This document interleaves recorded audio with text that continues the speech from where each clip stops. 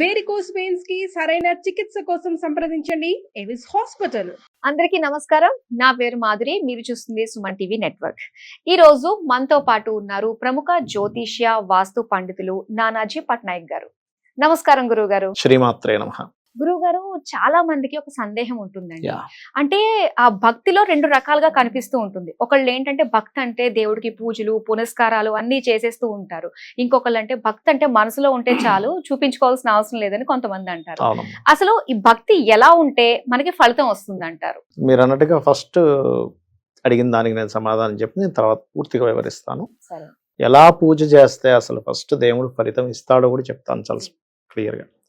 ఇప్పుడు మీరు అన్నారు, మీరు అందరిలో ఉన్నటువంటి కామన్ థింకింగ్ని మీరు అడిగారు చెప్పాలంటే క్లియర్గా. ఇక్కడ ఏంటంటే ఇప్పుడు చిన్న ఎగ్జాంపుల్ చెప్తానమ్మా. ఇప్పుడు తల్లి బిడ్డ ఉన్నారు. ఓకే, తల్లి నాకు పిల్లడి మీద అపారమైన ప్రేమ ఉంది కానీ నేను అన్నం పెట్టనండి, నేనే స్నానం పెట్టడం అన్నం పెట్టడం నేను చూసుకోను కానీ చాలా ప్రేమ ఉంది అంటే ఒప్పుకుంటారా? లేదు.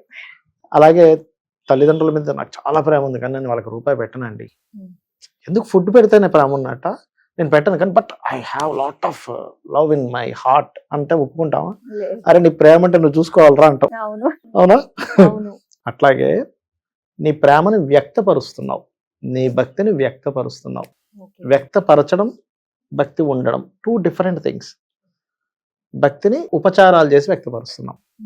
ఒక పిల్లడు రాగానే మనం ఏం చేస్తాం, పిల్లని ముద్దు పెట్టుకుంటుంది తల్లి. ఎందుకు ముద్దు పెట్టుకుంటుంది? నీ ప్రేమను వ్యక్తపరుస్తున్నావు పిల్లడి మీద. అవునా కదా? అంతేగాని నాకు ప్రేమ ఉందండి నేను ముట్టుకోను అంటే అది ప్రేమ అవ్వదు కదా. అట్లాగే ఎందుకు వ్యక్తపరుస్తున్నాము? కొంతమంది కోరికతోని.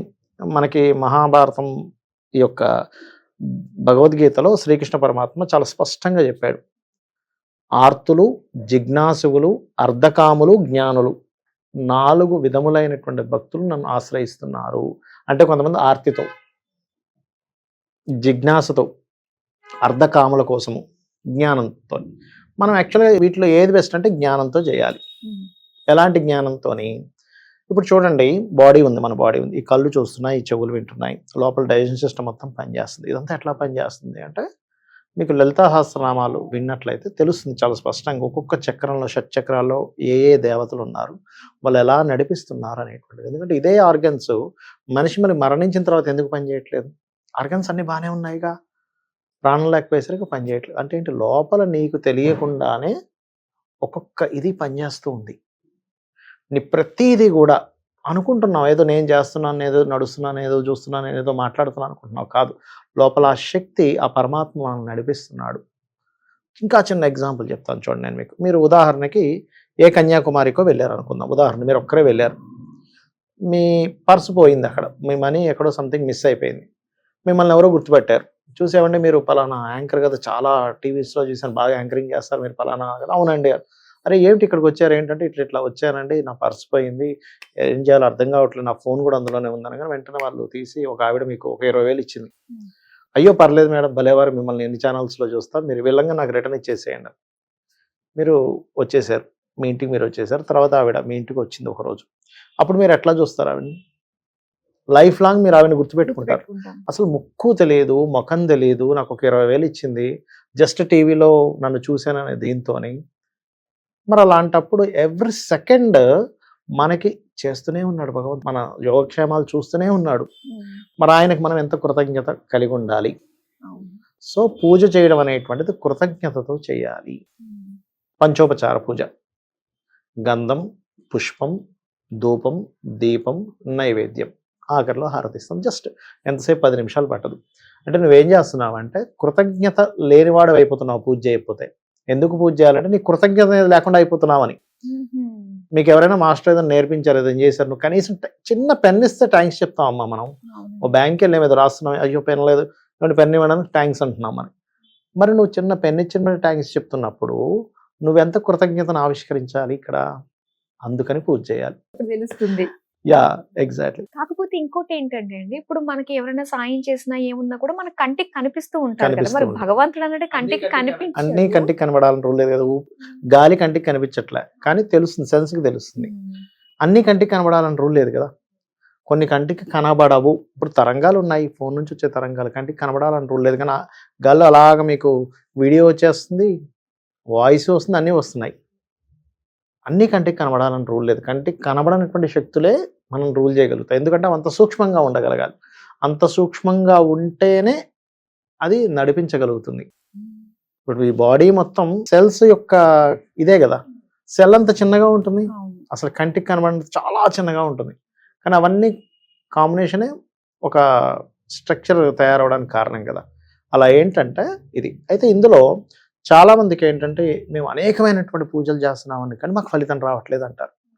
పూజలు చేయాలా వద్దా, మీరు అన్నట్టుగా ప్రేమ చూపించాలా, లేకపోతే భక్తి ఉంటే సరిపోతుంది కదా, లోపల భక్తి ఉంటే సరిపోతుంది కదా, ఎందుకు వ్యక్తపరచాలని ఒక ఎత్తు అయితే, ఇవన్నీ ఒక ఎత్తు అయితే నేను ఎన్ని పూజలు చేసినా సరే నాకు ఫలితం రావట్లేదు అనుకునేవారు కొంతమంది ఉన్నారు.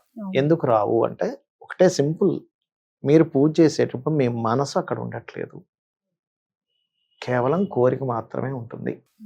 అంటే మరి కోరిక ఉండకూడదా, ఎవరిని అడుగుతాం? తల్లిదండ్రులకి ఎలా అయితే మనకి జగత పితరవు వందే పార్వతీ పరమేశ్వరవు కదా, మరి వాళ్ళని అడగాలి కదా. అంటే 100% వాళ్ళనే అడగాలి, అందులో ఎటువంటి సందేహం లేదు. కానీ నువ్వు ఎలా అడుగుతున్నావు ఈజ్ మోస్ట్ ఇంపార్టెంట్. ఇప్పుడు నేను ఇక్కడికి వచ్చానమ్మా, నాకు టీ ఇచ్చారు, ఏమంటే మీరు షూటింగ్ చేస్తారు కాబట్టి టీ ఇస్తున్నాం అనడానికి వేరు, ఏమంటే టీ తాగుతారా అని మర్యాదగా ఇవ్వడం వేరు. అంతే కదమ్మా. ఇప్పుడు మీకైనా కూడా నువ్వు యాంకరింగ్ చేస్తున్నా కూడా నీకు టీ ఇస్తున్నావు అంటే ఇదేంది నాకు టీ లేదా, ఇంటికి వెళ్ళి తాగలేనా, అవునా కదా. అలాగే ఒక తల్లి ఉదాహరణకి ఒక అబ్బాయో అమ్మాయో ఫస్ట్ శాలరీ వచ్చింది, మదర్కి ఒక శారీ తీసుకెళ్ళి ఇచ్చి, అమ్మ నువ్వు నాకు రోజు టిఫిన్ భోజనము నైట్కి ఇవన్నీ పెడుతున్నావు కదా, ఇప్పటి నుంచి నేను నీకు శారీ ఇచ్చాను కాబట్టి నువ్వు ఇంకొంచెం ఎక్స్ట్రాగా నువ్వు నాకు ఫుడ్ చేయాలి, ఇంకొంచెం ఎక్స్ట్రాగా నాకు తీసుకోవాలంటే తల్లి ఏమంటుంది అంటే నువ్వు ఇస్తేనే నేను చేస్తాను, అంటే ఇవ్వకపోతే నేను చేయను అనే ఉద్దేశం. నన్ను ఎట్లా చూస్తున్నావు, అవునా. అలా కాకుండా మనకు ఎప్పటి నుంచో డ్రీమ్, నేను ఎప్పుడైతే సంపాదిస్తానో అప్పుడు నా ఫస్ట్ శాలరీ నీకు ఇవ్వాలని నాకు బాగా కోరిక ఉంది అని ఆనందంతో ఇస్తే ఫీల్ అసలు జీవితాంతం గుర్తుపెట్టుకుంటుంది ఆ తల్లి, అందరికీ చెప్పుకుంటుంది. అలాగే మనం చేసే మిస్టేక్ ఏంటంటే పూజ చేసేటప్పుడు భగవద్గీతలో చాలా స్పష్టంగా చెప్పాడు శ్రీకృష్ణ పరమాత్మ, పత్రమైనను పుష్పమైనను ఫలమైనను ఉదకమైనను, ఉదకం అంటే నీరు, ఫలాపేక్ష రహితంగా ఎవరైతే సమర్పిస్తున్నారో వాటిని నేను ప్రీతితో స్వీకరిస్తున్నాను. ఎలా స్వీకరిస్తున్నాను? ప్రీతిగా స్వీకరిస్తున్నాను. ఫలాపేక్ష రహితము అంటే నువ్వేమీ ఎక్స్పెక్ట్ చేయకుండా ఇవ్వాలి, నువ్వు నాకు ఎక్స్పెక్ట్ చేస్తూ ఇస్తే అది కరెక్ట్ కాదు. మనం గెస్ట్గా వెళ్తేనే మీరు మా ఇంటి పక్కన ఉంటారు కాబట్టి మాకు ఎప్పుడైనా మీ నుంచి మాకు అవసరం ఉంటుంది కాబట్టి టీ ఇస్తున్నామంటే చండాలంగా ఉంటుంది. అలాంటిది భగవంతుడి దగ్గర కూడా స్వామి నువ్వు నాకు ఇది ఇస్తావని నేను నీకు ఇది చేస్తున్నాను, నాకు ఇది కావాలి ఇది కావాలి ఇది కావాలి అడగడానికి, స్వామి నువ్వు ఉన్నావు, నా పని నేను చేసుకుంటున్నాను, నువ్వు ఉన్నావనే ధైర్యంతో, నువ్వు ఉన్నావనేటువంటి నమ్మకంతో నా పనులు నేను చేసుకుంటున్నాను స్వామి, నీ అనుగ్రహం కావాలనండి చాలు, నీ అనుగ్రహంతోనే నాకు అంతా నడుస్తుంది, నీ అనుగ్రహం కావాలి. ఒక తల్లి దగ్గరికి వెళ్ళి మనం అమ్మ నువ్వు ఉండడం వల్ల నేను ఎన్ని పనులైనా చక్కబెట్టుకోగలుగుతున్నానమ్మా అంటే చాలు, అంతే కదా. అలాగా ఒక తల్లి భావనతో ఒక తల్లి పిల్లవాడిని ఎట్లా చూసుకుంటుంది, అంత కేర్గా మనం గనక చూడగలిగితే, అంటే ఎట్లా అంటే భయంతో కూడిన భక్తి ఉండకూడదు ఎప్పుడు భగవంతుడి దగ్గర. అంటే ఎలా అంటే అయ్యో ఇవాళ పొద్దున్న పూజ చేయలేదు ఏమవుతుందో భయం అక్కర్లే, బాధ ఉండాలి.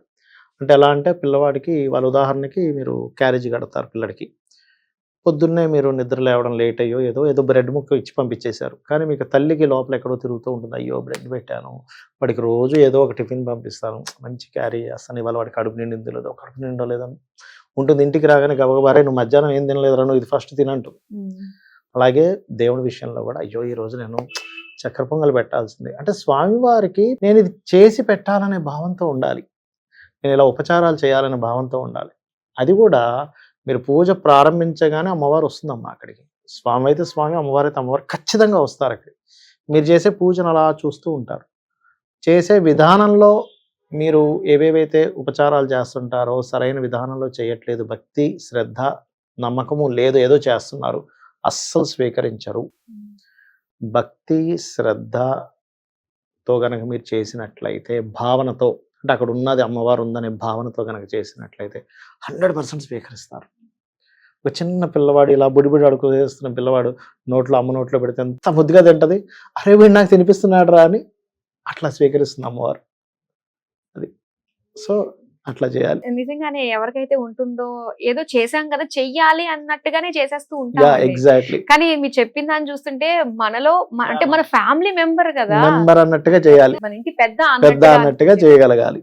ఎస్, చాలా చక్కగా తెలియజేశారండి. ఇప్పటి వరకు ఎవరికైతే అలాంటి ఆలోచన ఉందంటే సో దాన్ని పక్కన పెట్టేసి వీళ్ళు మా వాళ్ళు అనిపించినట్టుగా exactly. దేవుడికి పూజ చేసుకుని మంచి ఫలితాలు పొందుతారు. థ్యాంక్ యూ సో మచ్ అండి. శ్రీమాత్రే నమః.